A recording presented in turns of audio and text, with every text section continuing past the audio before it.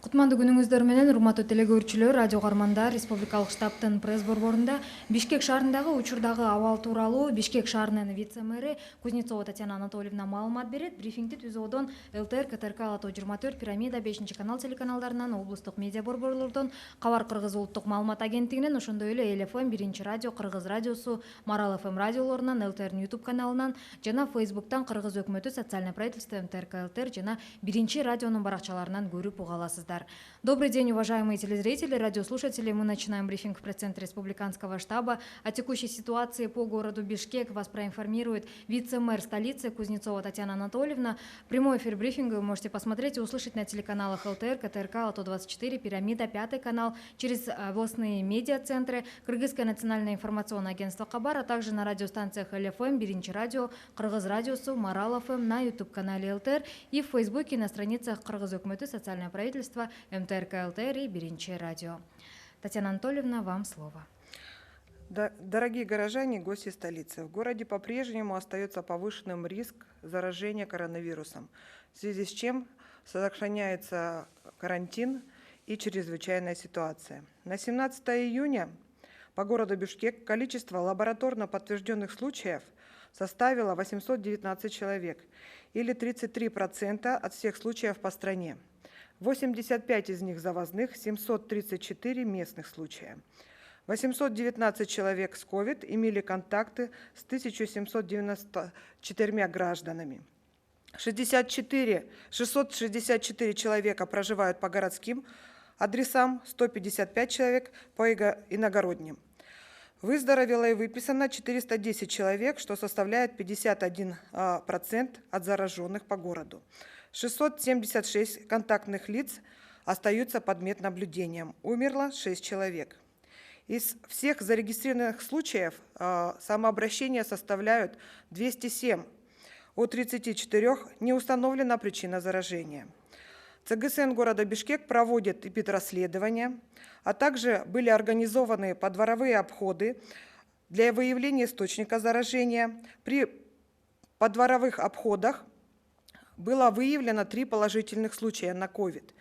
Если ранее с положительными результатами на COVID-19 выявлялись граждане из числа контактных лиц и завозных случаев, то в последнее время в связи с возобновлением большинства видов экономической деятельности наблюдаются случаи заражения среди работников сферы предпринимательства и различных видов экономической деятельности.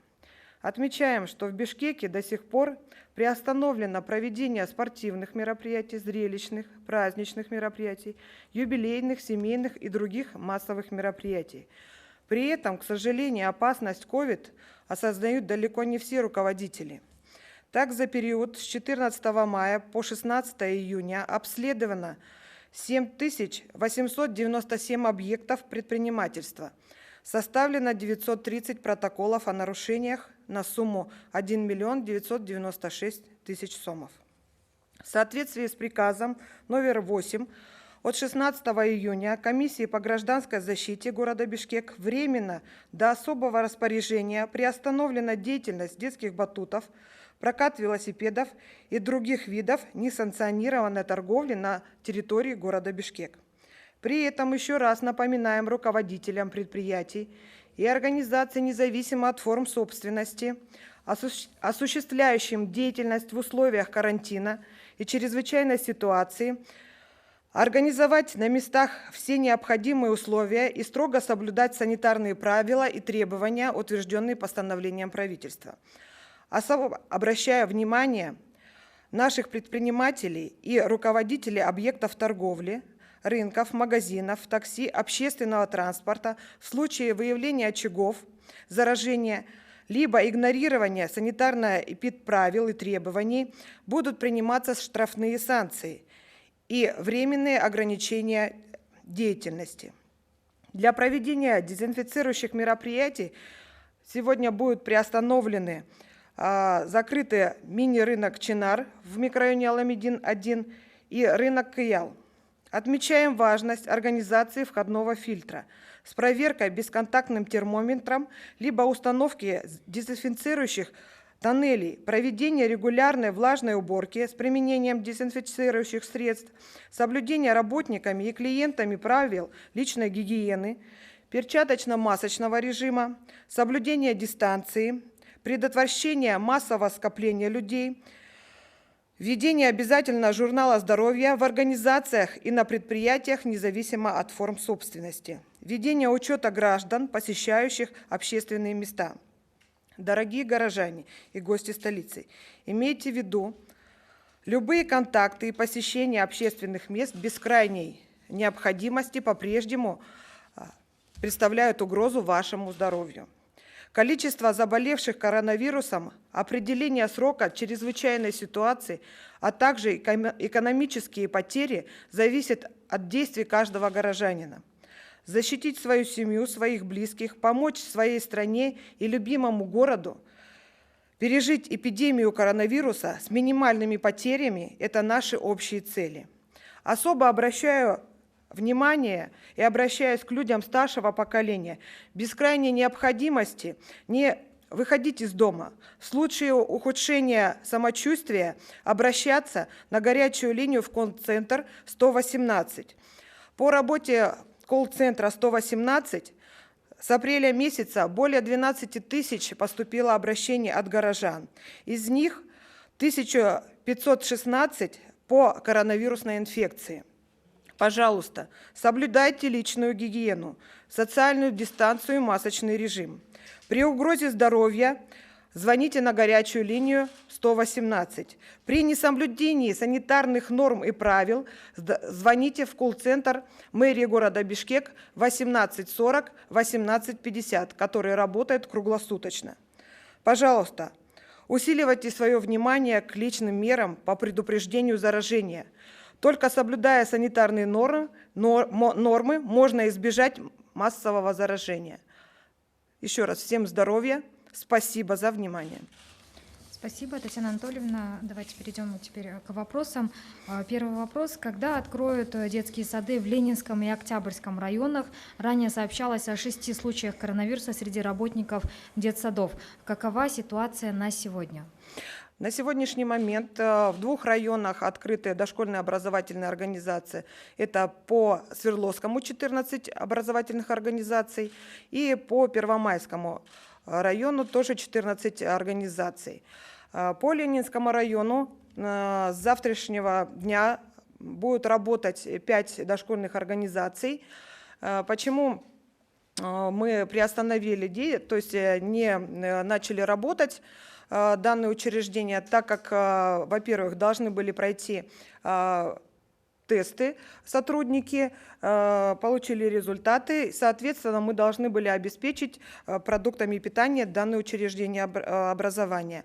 По Октябрьскому району также ведется работа по поставке продуктов в учреждения образования. И думаю, что с понедельника в Октябрьском районе учреждения образования будут работать в штатном режиме.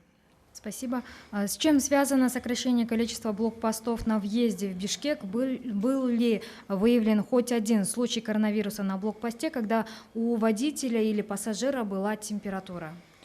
За время работы блокпостов в режиме чрезвычайной ситуации не было ни одного случая выявлено, и не было ни одного случая выявлено у сотрудников, которые работали на блокпостах.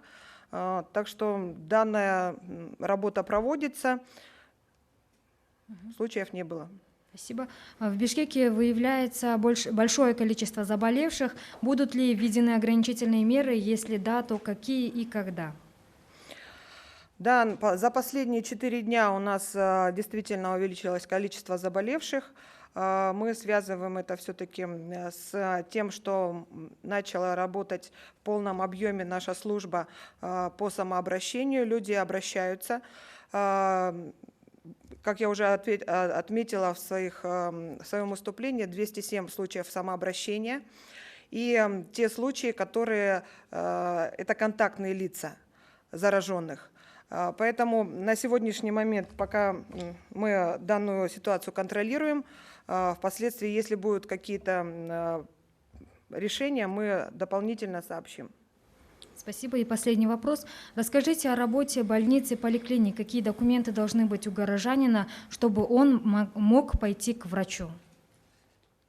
Ну, во-первых, естественно, мы ведем учет приписанного населения. Каждый приписанный горожанин может посещать поликлинику и больницу.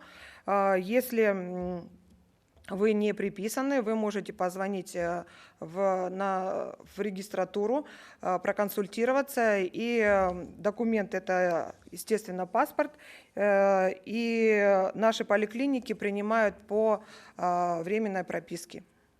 Спасибо.